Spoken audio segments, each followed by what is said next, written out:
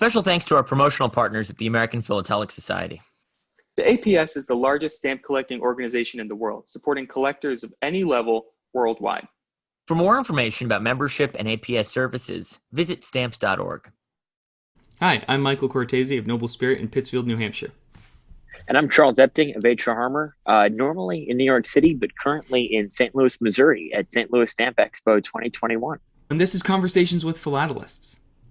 So St. Louis Stamp Expo, this is the first major American stamp show of 2021. This is sort of the trial balloon. This is one that, I think it's kind of, we talked to Alex last year. There was a show here in St. Louis. They've been sort of the pioneers, and there have been other smaller regional shows, but I think this is the first fairly large scale attempt at holding a show. There's no exhibits. It's just a dealer bourse. Okay. And everything is spread out. I'll go into more of that in a minute, but this is sort of the first attempt at getting things back to normal. Garfield Perry in Cleveland is scheduled to be held next month, so that might be another step in the same direction. But as of right now, St. Louis. It's weird. My last stamp show was the Sarasota show in January of 2020. So it's been 14 months since I've been at a stamp show, and here I am.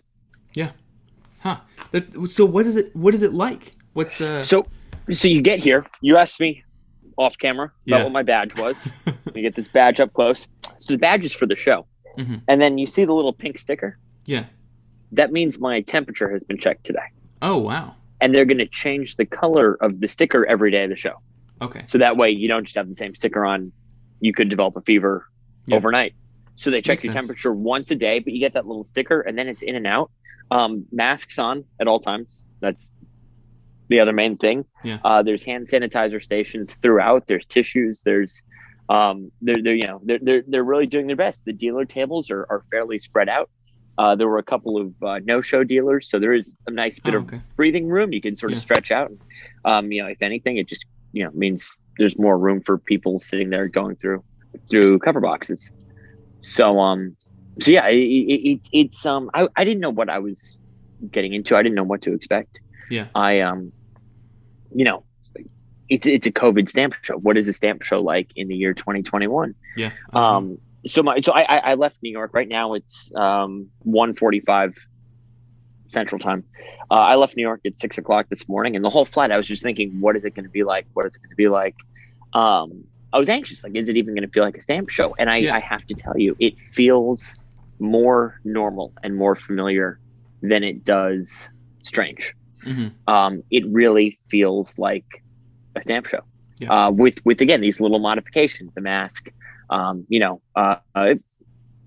still shake hands with certain people. Haven't seen them in over a year. I'm not gonna not shake hands with them. And then you use the hand sanitizer, and it's all good. But it's really refreshing, and it's really nice. I don't think I realized how much I missed this until being here. And I have to be honest, it is surreal. It is, it's a stamp show. It's like, again, it's a COVID stamp show. I get that there's going to be restrictions in place for presumably the foreseeable future, but by and large, it just feels good to be back. I have to tell you, it's dealers remember what you collect. That's what I love. It's like, it's such a tight knit hobby. They see me, they're like, I've got something for you, or I've seen, like, you really feel like you're a part of something. The other thing, I don't want this to come across as conceited at all. Yeah. But I have had multiple people stop me and ask if I'm that guy from Conversations with Philatelists. So maybe they'll be even watching this episode at some point. One guy said, I've seen 3 or 4 of those. How many have you done? And I said, we're up in the 40s as far as I know. Yeah. I think we're around 45 or so.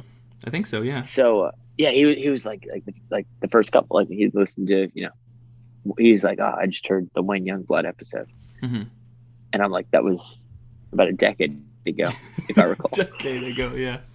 But again, people here are very receptive and responsive to the show, and that's awesome. That there's people I've never met before who were like, one guy said to me, "You're the guy from NobleSpirit," and I said, "That's the other guy." Yeah, that's the other guy. The guy from Harvard. So no, that's been a lot of fun too, and I don't say this at all in a self-congratulatory way.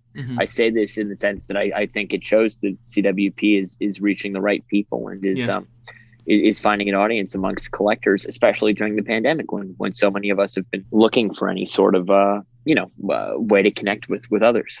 Yeah, it definitely sounds exciting that people are getting back into things. That looks like hearing that it's more normal than weird is relieving. I thought it was going to go one of two ways. I thought it was going to be like an alien landscape where I didn't even recognize it as a stamp show, or a stamp show with slight modifications. And I'm really happy to report that it's the latter. And especially compared to pictures I had seen on social media of some of the smaller regional bourses and everything, which looked a bit forced.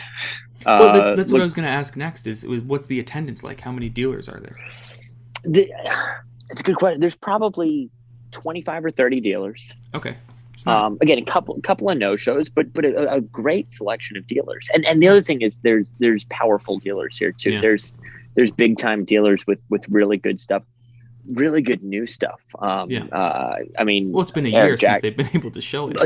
That's the thing. I said Eric Jackson to people who watch. I said, Eric, what's new? He says, I just got the greatest collection of wine stamps ever formed. Wow. And he pulls out a little stack of wine stamps that all catalog mid 5 figures. Wow. And I was like, nobody's seen this stuff before. He's like, no, this is the first time I'm showing it to people. So that's cool. Again, like so many people have, you know what? Can I do a little show and tell? Yeah, no, of course, please. Because I'm still a collector myself. Yes. And unfortunately, people know what I collect, so I don't have to do any of the looking. They just flag me down and say, I've got something for you. And then I buy it at whatever cost they decide. But this is the latest addition to my collection. Wow. This is it's a White Star Line cover. It's like a folded letter sheet. It had you tear away the tabs to read it. Yeah. Exactly. So this is my NRA stamp posted on the high seas on a White Star Line ship to coastal Colombia. Mm-hmm. So this cover was never actually in the United States, but the U.S. postage paid the rate from on the high seas. Yeah. So that's my National Recovery Administration stamp that I collect that's totally out of focus. And again, good luck finding a usage that's not within the United States. That's within Colombian waters. Thought that was kind of cool. So again, the dealers have new stuff. It's a good slate of dealers. Attendance is kind of what you'd expect. It's it's not jam packed by any means, but you know what stamp show is these days. I think it's actually quite on par with it's Friday. I don't know what the weekend's going to be like. I'm heading out first thing tomorrow morning. So maybe over the weekend they'll get some non-philatelic foot traffic. But for the time, given the circumstances, I think it seems like a resounding success. I would say awesome. Everyone's being careful. Everyone's behaving themselves. Everyone's just excited to be back. I think. Mm-hmm. There's a friend of mine, James Wygant, drove 6 hours from Oklahoma. Another gentleman, Vince King, came up from Texas. There's people coming from all over the place to people are eager to get back. Exactly, that's the thing. Mick Zace came in from South Carolina.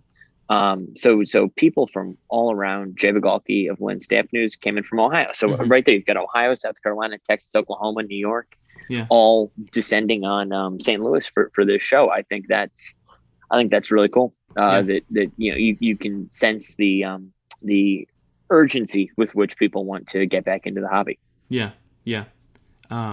Absolutely. That sounds awesome. I hadn't thought about that aspect yet, that the dealers now have new material that they've been unable to show people for a year, especially show dealers as well. The show dealers have been accumulating stuff for 12, 14 months now. Yeah.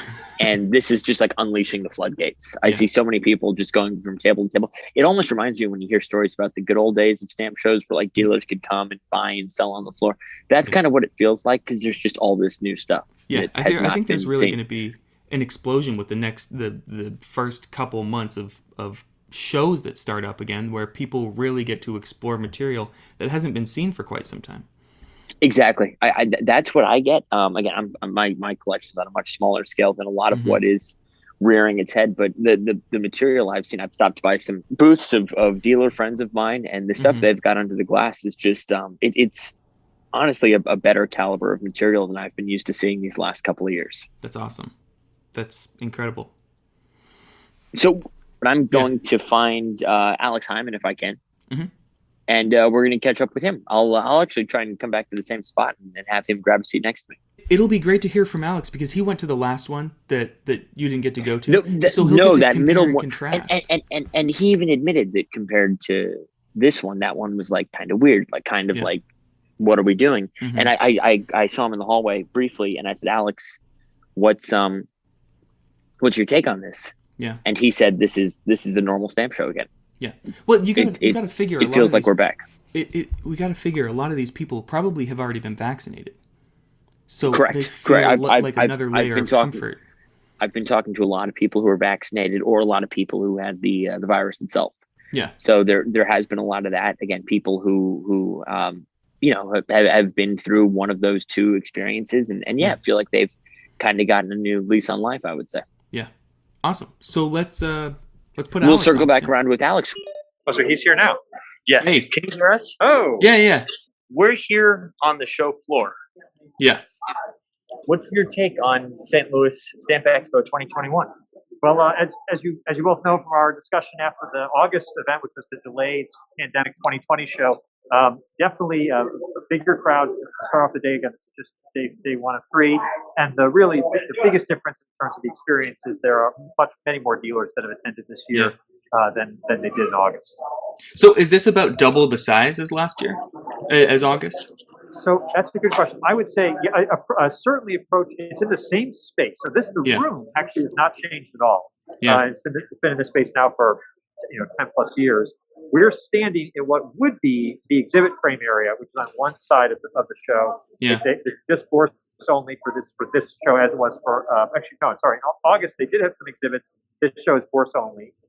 So the room, which I think is an 1,100 person capacity room, because of restrictions here in St. Louis County, the size works perfectly for a number of people. So there's no, we're never going to hit the 225 at one time, which is the restriction, I believe. But yes, this is probably about double the number of dealers of August, but probably still only a 2/3, maybe even less, 60% of what a full show pre-pandemic was just 2 years ago. Yeah. So the foot traffic wise, it's about double as well. This is what's it's sometimes things can be deceiving. It's a better question, and I'll try to get some information for you guys to share by the end of the show. But I know that August was down by 75%, 70-ish%. So it was quite off. So if this show just picks up to being about half, it'll make a difference. And again, Saturday, I would say we'll know a lot more by end of day tomorrow. That's the key. And do you view this as sort of a proof of concept? A lot of shows are presumably looking at us right now, whether it's West Effects, whether it's NAPEX or whatnot. Do you think the show like this shows, you can do it? You got to be smart. You got to put the right rules into place. But do you view this as sort of a model, a path forward for other WSP shows? Yes, in only that the philatelic hobby and industry needs sort of lubricant to have the wheels continue to move. Mm-hmm. And if all the shows sort of were to stay shut for 2 or 3 years, or whatever the duration of sort of the total length of the long tail of the pandemic into 2022, hopefully nowhere near what it is now. Let's imagine that it did. The problem is that dealers use these shows to buy from each other. They use them to buy from collectors. Collectors are using them to continue to refresh what they have in their collections and find new areas. And even I've already, just a couple hours here, dived into a whole new area. I didn't think I would be interested in it, but I saw it here. And if I hadn't, I know I would not have sort of even started to dabble in this new area. So can I use an analogy? Yes, please. Is it like running a car in the garage to keep the engine? Yes. Even if it's not a pre-pandemic show, you're right that if the show shuts down for 3 years, it's much harder to get back up and running in that third year. I would say the thing that if I had to the anecdote that matters most probably for the difference between August and now, but definitely a part of what's clearly in people's, back to this analogy of engines of sort of wanting to get back into going to a stamp show and being a part of it, is the number of people that are here from out of state. And I'm not just referencing Southern Illinois, which is not that far away. I'm saying that there are, from Oklahoma, from Indiana, Michigan, someone's here from Louisiana. We've got Texas, South Carolina. South Carolina. Yeah, so there was probably 3 or maybe less than 5 people that came in from more than a 4-hour drive in August. And there are people that got on airplanes to come here, dealers in particular, but also collectors. So that's a dynamic that is certainly showing like people want to come back because no one gets on an airplane if they wouldn't want to be here and weren't excited about it. And as far as entrance goes, compared to the August show and now, is the protocol any different for admitting people into the show? It's very similar. They've got we learned from the show committee learned from the first experience and is now kind of progressing. So, for example, the way that the check-in worked was more streamlined. They realized they could do the temperature check a little bit closer into where the registration table, where they had more people set up to do the contact tracing. Everyone signs a form basically acknowledging we understand that St. Louis County is declared a pandemic and here's the deal, and contact tracing for contact information, and then how they give you the sticker, how they give you the pin. So I would say that's 25% more efficient, faster to run you through from last time. But the spacing's still really good in here. The spacing in between dealer booths. I mean, there's never a moment where like this is the closest I have with someone, but and it's simply to fit in the same exactly fit in the screen. But there's no. I don't think a single person here would feel pressured that they would have to be near anyone if like you don't have to put a lot of effort in to still have the distance that you want. But I think in the end, pretty decent on following protocol and everything. Another dynamic which is super important. This is certainly true of a lot of the people that came in from elsewhere. Is many of the people in this room by just demographic alone are 1 shot in or 2 shots into the vaccine. So probably from the perspective of the population that is in attendance or would attend over these several days, it's more vaccinated. I wouldn't call it a philatelic herd immunity here, but it's something to that effect. I know numerous dealers here. Eric Jackson commented to me that wasn't going to come to the show unless he could at least be one dose of the vaccine in, and he got that first dose. And now it's past many days into it, nearing his second dose. So, like as it put more people at ease, I know that attendees are thinking the same thing. So I know that mattered for dealers. Yeah, awesome.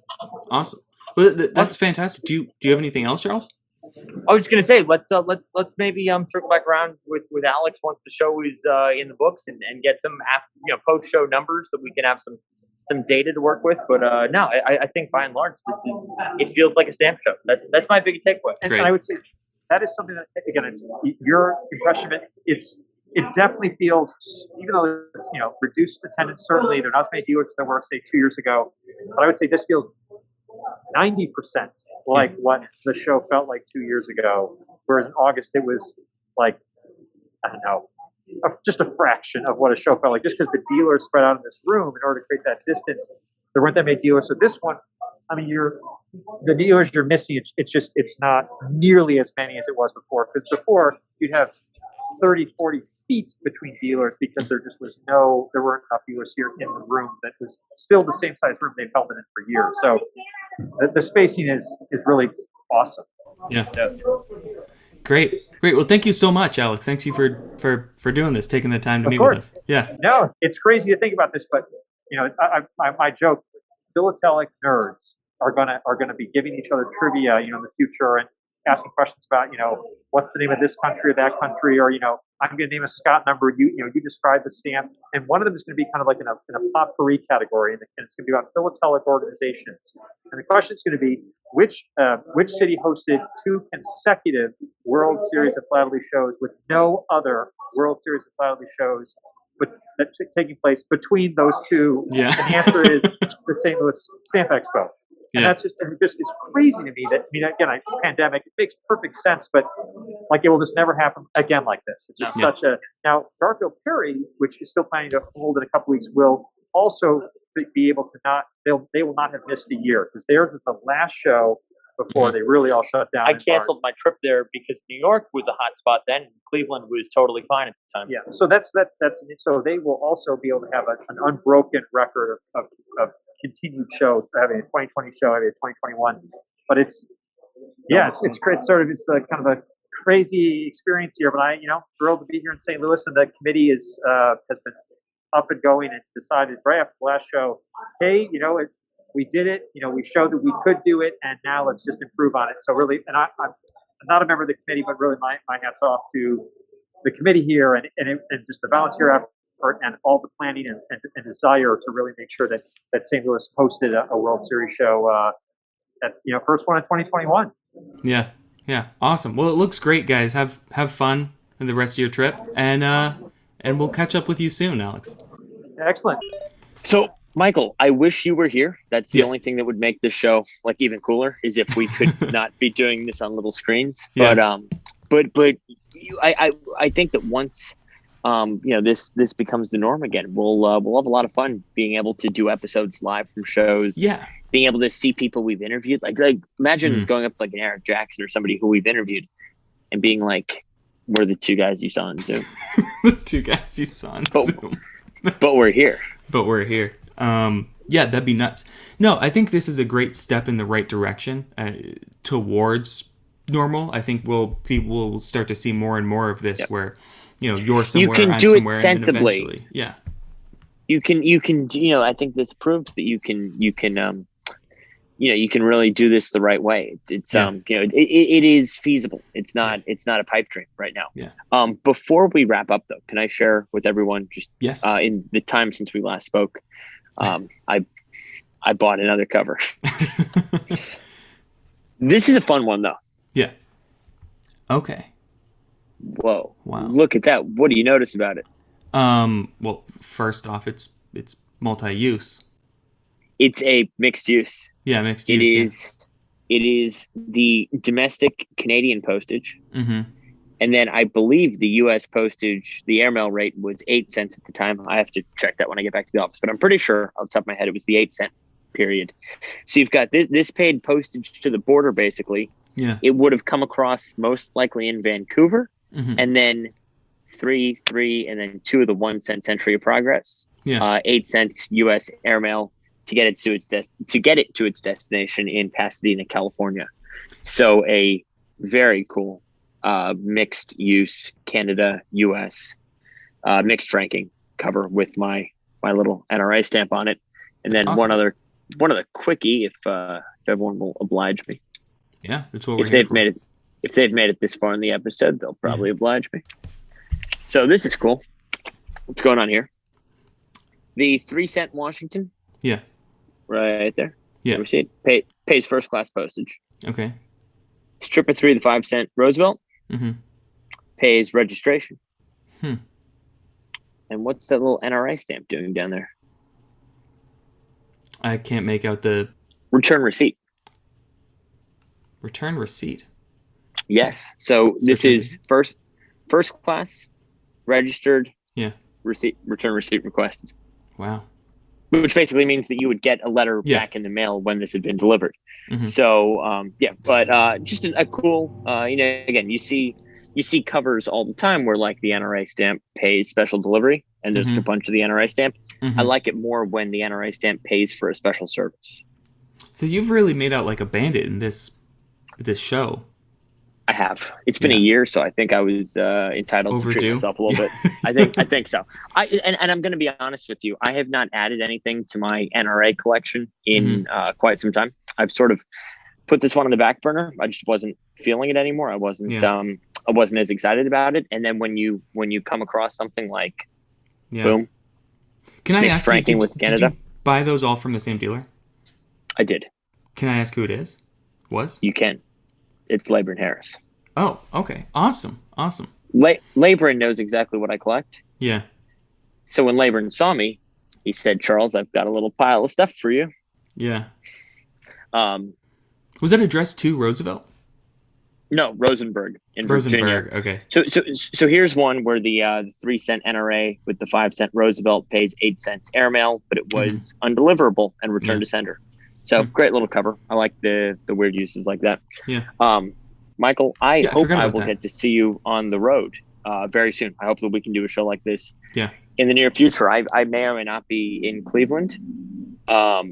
But after that, who knows what the rest of the year holds? Maybe I'll see you in San Francisco for WestPex. That'd be incredible. That'd be awesome. That would be a fun one. So again, St. Louis, huge success from what I've seen. Really proud of everyone who's put the show on. We'll be sure to put a link to St. Louis Stamp Expo in the description. But show notes, overall, show notes exactly. But overall, this was well worth the trip here, and I'll be back in New York in a few short hours. It's wild. Well, thanks for doing this, Charles. You know, I know you're only there for like a day, less than 24 hours. Correct. So the fact that you found time to kind of talk to us about how the show was is pretty awesome.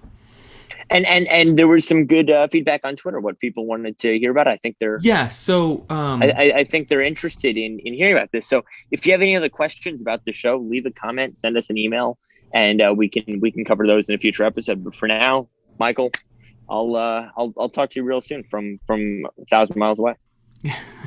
From 1,000 miles away, yeah. Until then, you can find us on Apple Podcasts, Spotify, Google Podcasts, YouTube, philatelypodcast at gmail.com for the email address, and philatelypodcast.com for the website, and coming to a stamp show near you.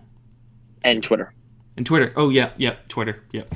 Put that Twitter in and there. Stamp Shows. Yeah. Find us at Twitter and Stamp Shows. Perfect. Cool. Michael, this was a lot of fun. I'll talk to you real soon. Yeah. Have a safe flight. Thank you. I'll talk to you when I get home. All right. Bye.